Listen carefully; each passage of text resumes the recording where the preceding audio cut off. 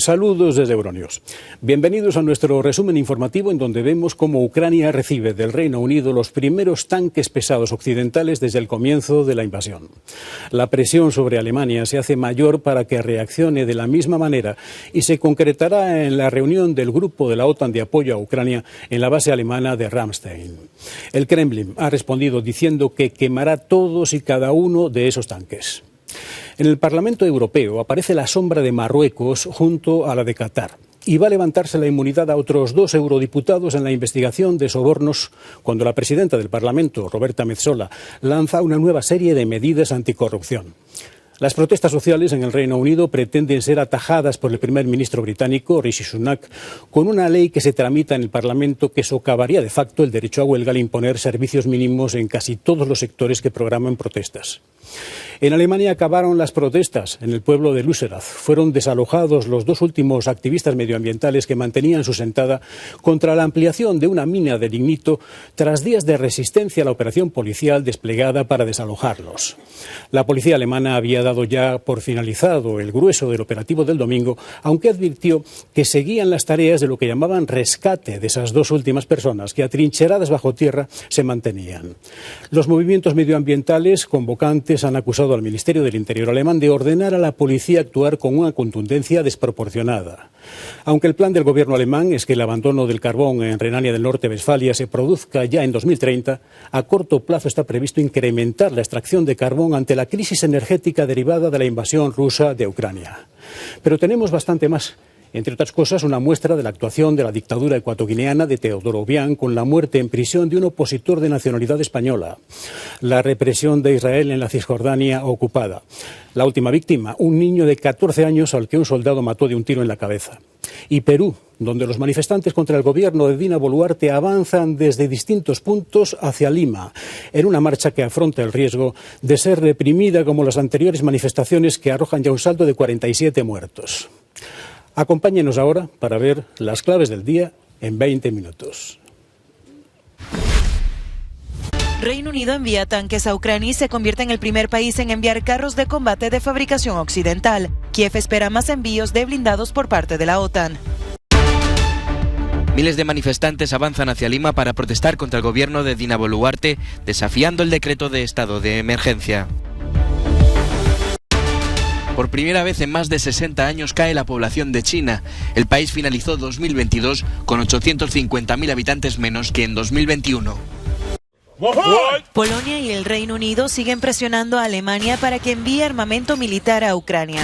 El gobierno británico ha anunciado que enviará 14 de sus tanques Challenger 2, los primeros tanques de fabricación occidental que llegan a Ucrania. Sobre el terreno, una unidad de artillería ucraniana dispara contra posiciones rusas con armas británicas en Lugansk. Estamos claramente impresionados con los resultados. No quiero pregonar, pero se alcanzaron objetivos serios, incluida la infantería enemiga. Seguimos trabajando, dijo este soldado ucraniano. El presidente Zelensky agradeció al Reino Unido por su apoyo militar y señaló que su país se prepara para una larga guerra de desgaste con Rusia, mientras espera que los países de la OTAN envíen vehículos de combate. Lo ocurrido en Dnipro, los nuevos intentos de Rusia de relanzar su ofensiva y la necesidad de suministrar más equipos de defensa subrayan lo importante que es coordinar nuestros esfuerzos, los esfuerzos de todos los miembros de la coalición para defender Ucrania y la libertad. Un centenar de soldados ucranianos han llegado a Fort Sill, en el estado de Oklahoma, en Estados Unidos, para empezar a entrenarse en el sistema de defensa antimisiles Patriot, lo que hace suponer que Kiev estaría más cerca de obtener la tan ansiada protección contra misiles. Y de vuelta en Ucrania, las evacuaciones de civiles continúan en los pueblos cercanos a la ciudad de Soledar, donde se están librando encarnizados combates. Son evacuados al caer la tarde para evitar quedar en medio de los bombardeos.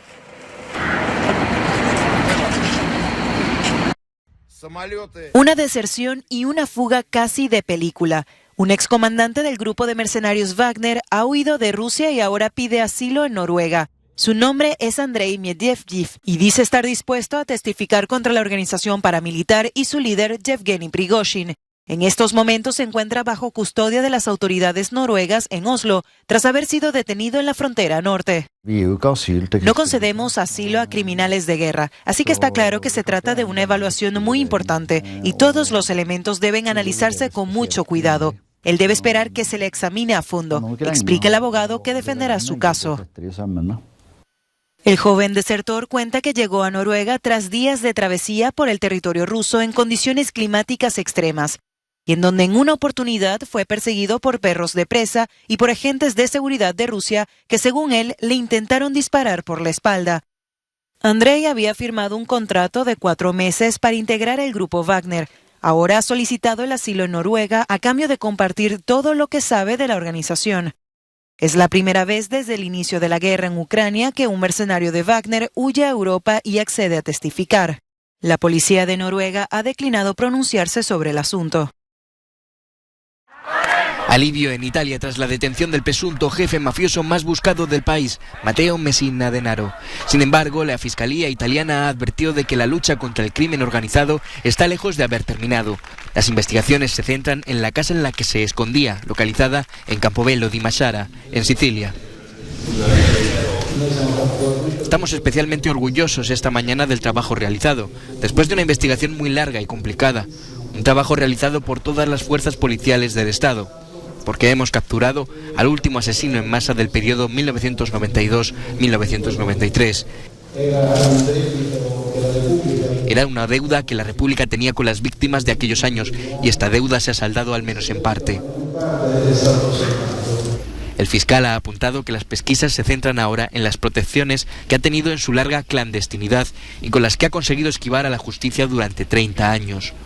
Un periodo que terminó este lunes tras su detención en un hospital privado de Palermo, al que acudía bajo identidad falsa para tratarse el cáncer que padecía desde hace un año.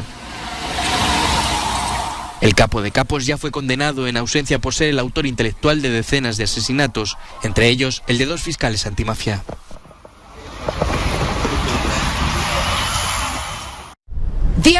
La detención de Matteo Messina Denaro, el jefe mafioso más buscado de Italia, va a tener un enorme impacto en el futuro de la Cosa Nostra, una de las organizaciones criminales más poderosas del país.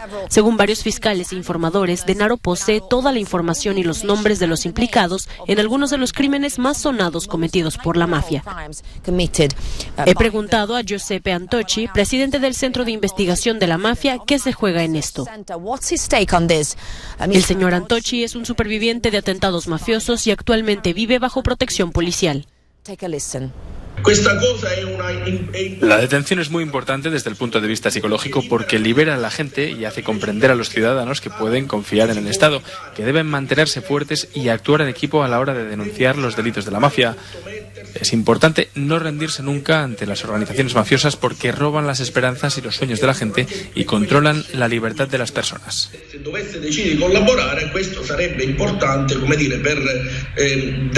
Si Denaro decide cooperar con las autoridades, arrojaría nueva luz sobre algunos acontecimientos cruciales en los que estuvo implicado.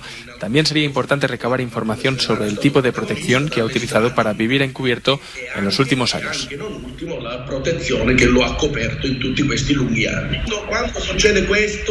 Cuando sucede esto significa que algo dentro de la Cosa Nostra no ha funcionado correctamente. La protección de Denaro no ha funcionado como debería. Esto debe haber creado pánico y confusión dentro de la organización y debido a ello los criminales que siguen en libertad podrían cometer nuevos errores. Pero eso también significa que tendrán que reorganizarse en un entorno tan caótico. Si las fuerzas del orden están sobre la pista, que lo están haciendo, esto podría convertirse en una oportunidad para ellos. El Parlamento Europeo ha iniciado el procedimiento formal para levantar la inmunidad a 2 eurodiputados sospechosos de irregularidades en el escándalo de corrupción que afecta a la institución, el belga Marc Tarabella y el italiano Andrea Cozzolino. El inicio del proceso que ha anunciado la presidenta de la Eurocámara, Roberta Metsola, ha sido requerido por la policía belga. Cozzolino era hasta el viernes presidente de la delegación del Parlamento que trabaja con la región africana del Magreb.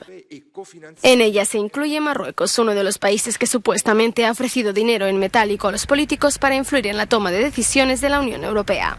También formaba parte de la comisión que investiga el uso del programa espía Pegasus por parte de terceros países, algo que preocupa a muchos eurodiputados. Tenemos una idea de lo que ha ocurrido y algunos de los eurodiputados forman parte de la comisión de investigación sobre programas espía como el Pegasus. Y por supuesto está la cuestión relacionada con Marruecos, porque se sospecha que Marruecos ha utilizado el software Pegasus contra la Unión Europea, contra el presidente Macron y también contra el presidente del gobierno de España. Sabiendo que algunos eurodiputados forman parte de ella, podrían ser sospechosos de haber defendido sus intereses particulares y también los marroquíes. La duda está ahí. El segundo eurodiputado socialista, Marc Tarabella, hasta ahora vicepresidente de la delegación encargada de las relaciones con la península arábiga, incluido Qatar, niega como Cozzolino cualquier implicación, aunque se acaba de conocer que no declaró un viaje pagado por Qatar que realizó en 2020, algo que infringe las normas del Parlamento Europeo. La Comisión de Asuntos Jurídicos dará ahora a los dos eurodiputados la oportunidad de exponer sus argumentos, antes de que el asunto sea votado en sesión plenaria hacia el mes de febrero. Se espera que se les levante su inmunidad. Entonces las autoridades belgas podrán interrogar a los dos sospechosos y presentar cargos contra ellos.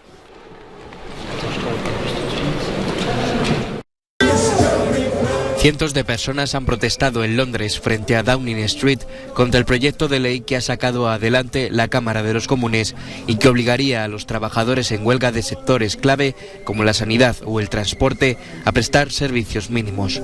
Los profesores son los últimos trabajadores en anunciar paros en Reino Unido.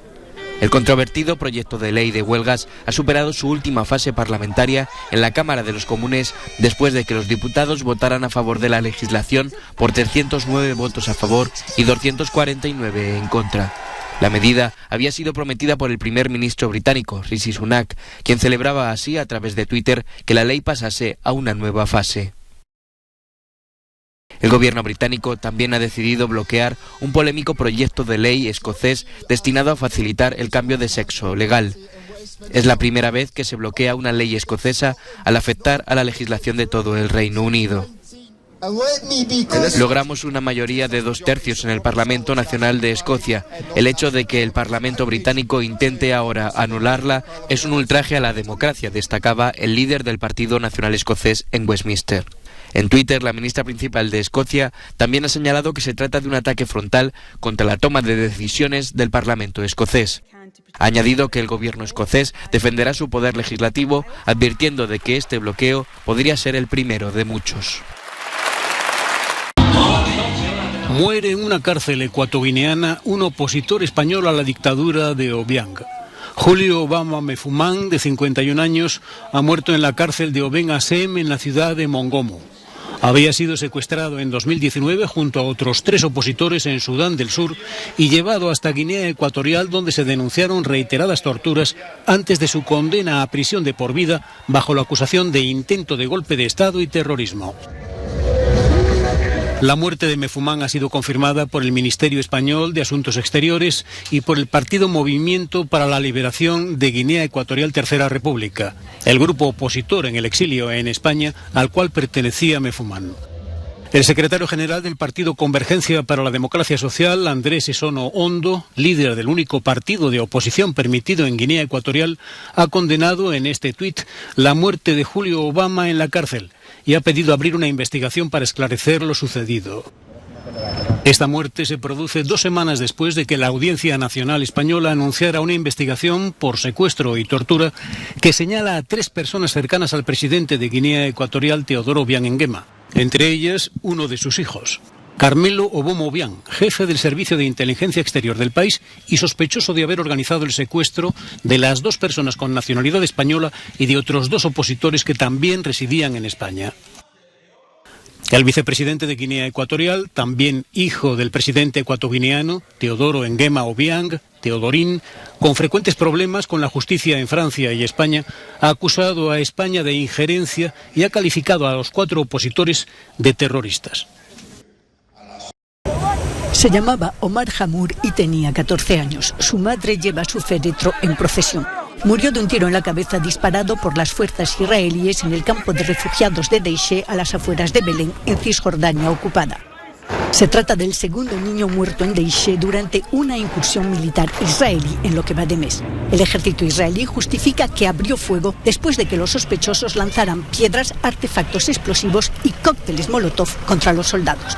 Tras una serie de atentados mortales contra israelíes la pasada primavera, las fuerzas israelíes lanzaron incursiones casi diarias en Cisjordania en las que han muerto decenas de personas. En lo que va de año ya han fallecido al menos 14 palestinos. Y 2022 fue el año más mortífero en Cisjordania desde que se iniciaron los registros de Naciones Unidas hace 18 años. Al menos 200 palestinos y 26 israelíes murieron en Israel y los territorios ocupados el año pasado. Miles de peruanos partidarios del expresidente Castillo desafían al gobierno de Perú y avanzan hacia Lima desde diferentes puntos del país. Todo a pesar de que el sábado el Ejecutivo prorrogara por 30 días el estado de emergencia en zonas como la capital. Una orden que suspende derechos como la libertad de circulación y reunión. Somos Cusco, somos el ombligo del mundo, somos la capital histórica del Perú y como tal tenemos que ir hasta la capital de la República para poner orden. La justicia es lo que nos está haciendo ir, ¿no? No sabemos qué es lo que vaya a pasar allá, no sabemos cuál va a ser el actor de la policía. Entre tanto, no dejan de producirse bloqueos de carreteras. Según el último parte policial, hay casi 90 puntos cortados por los manifestantes. Estos reclaman la renuncia de la presidenta Dina Boluarte, el cierre del Congreso, el adelanto de las elecciones generales para este año y la convocatoria de una asamblea constituyente. Tenemos el objetivo de que salga esta señora, que deje ese mandato, porque realmente nosotros, así que nos hagan lo que hagan, nosotros vamos a derramar sangre por defender lo nuestro, por defender al Perú. Las protestas comenzaron después de la detención del expresidente Castillo, que fue acusado de rebelión, entre otros delitos, tras intentar el mes pasado disolver el Parlamento y gobernar por decreto. Desde entonces, medio centenar de personas han muerto en las protestas. El Salvador ha decretado la alerta roja en 2 municipios del oeste del país tras registrar 200 temblores desde la noche del domingo. Hasta el momento no se ha informado de víctimas mortales, pero decenas de salvadoreños se encuentran ahora sin hogar. Más de 100 viviendas quedaron totalmente destruidas, o por precaución, miembros de Protección Civil han acordonado varias de ellas tras presentar importantes daños. Los vecinos del departamento de Ahuachapán han sido los más afectados. Ya donde venimos a ver, ya la casa estaba casi toda en el suelo. Mi casita sinceramente está bastante dañada, recortada a lo largo. Luego el primero la rajó. Ya hoy por último la acabó de derrumbar, así que la casita está destruida directamente. Además de los temblores, un sismo de 5,1 de magnitud se registró este lunes en el municipio de San Lorenzo, en el departamento de Ahuachapán, en el noreste de El Salvador. Guatemala, por su parte, ha sufrido más de 100 temblores desde el lunes y Nicaragua también registró un sismo de 4,4 el pasado sábado. El país más poblado del mundo ahora lo es un poco menos. China cierra 2022 con 850.000 habitantes menos que el año anterior, según la Oficina Nacional de Estadística. Desde el año 61, el país no había experimentado un descenso poblacional. La fábrica del mundo ahora tiene un 0,5% menos de personas en edad de trabajar. A finales de 2022 la población nacional era de 1.410 millones de personas, lo que supone un descenso de 850.000 personas respecto a finales de 2021. El número de nacimientos fue de 9.560.000. Los nacimientos cayeron casi un 10% desde los 10.620.000 que registró el año anterior. Los ciudadanos consideran inevitable este descenso de la población, ya que los jóvenes optan cada vez más por no tener hijos. Los nacidos en la generación de los 80 somos más de familias monoparentales. Hay mucha presión a la hora de cuidar de tus padres y conseguir mejorar tu calidad de vida en el futuro. Hay mucha presión por tener hijos. ¿Quién se atreve a tener hijos? La tasa de desempleo es altísima. El COVID lo ha destruido todo. No hay nada que hacer. El año que viene volveremos a tener un descenso. La tasa de desempleo, el cuidado de los padres ancianos y el elevado coste de vida de la China moderna son algunos de los problemas que influyen en su decisión de tener hijos. Las muertes, por el contrario, aumentaron. El país registró 270.000 más. Así esperaban a ser desalojados los últimos activistas de Lützerath, el pueblo alemán tomado por ecologistas para evitar la ampliación de una mina de lignito que supondría la desaparición de la localidad, acabando con terrenos, viviendas y granjas. Tras el proceso de desalojo desde el miércoles de miles de activistas climáticos, en el que se han vivido momentos de tensión, la madrugada del lunes la policía daba por finalizada la operación. Seguimos luchando porque, por desgracia, en Alemania se sigue explotando el carbón, el lignito, y el agujero es cada vez más grande. Y aunque ya no hay casi vida en Lützerath, las máquinas seguirán destruyendo. Así que queremos dejar huella y decir que continuamos la lucha. Al aire libre, escondidos en túneles, encaramados en las copas de los árboles, entre 15.000 y 35.000 activistas medioambientales protestaron en Lützerath, en Renania del Norte-Westfalia. El pueblo se encuentra cerca de la mina a cielo abierto de Garzweiler 2.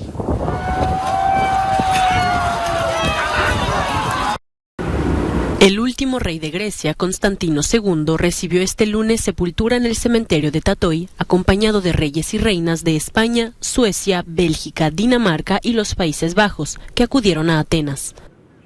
El funeral fue celebrado en la Catedral Metropolitana de Atenas y asistieron cerca de 2 centenares de personas. Flanqueando a ambos lados el ataúd se encontraban los allegados y monarcas. En primera fila la esposa del ex rey, Ana María de Dinamarca, así como sus hijos y sus respectivas parejas. Al funeral fueron invitadas 187 personas, de las que 130 provienen del extranjero, y entre ellas una docena de monarcas.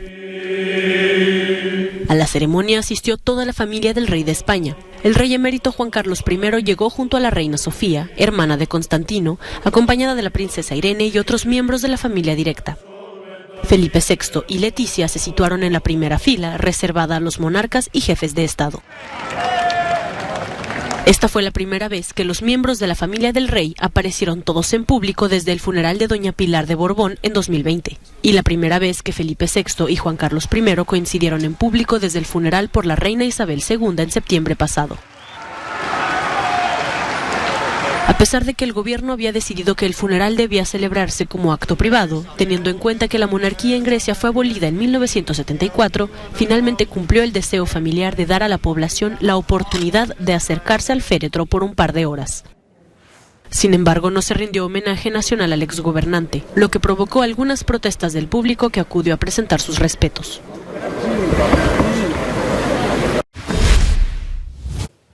Hasta aquí hemos llegado en Euronews hoy. Pueden seguir en cualquier momento la actualidad del mundo en nuestro canal de televisión o en la emisión en directo en YouTube y el resto de las redes sociales. Les dejamos ahora con nuestro No Comment, que nos lleva hasta la ciudad de Tongi, en Bangladesh, donde desde el viernes se celebra una multitudinaria anual congregación musulmana. Gracias por acompañarnos. Hasta mañana.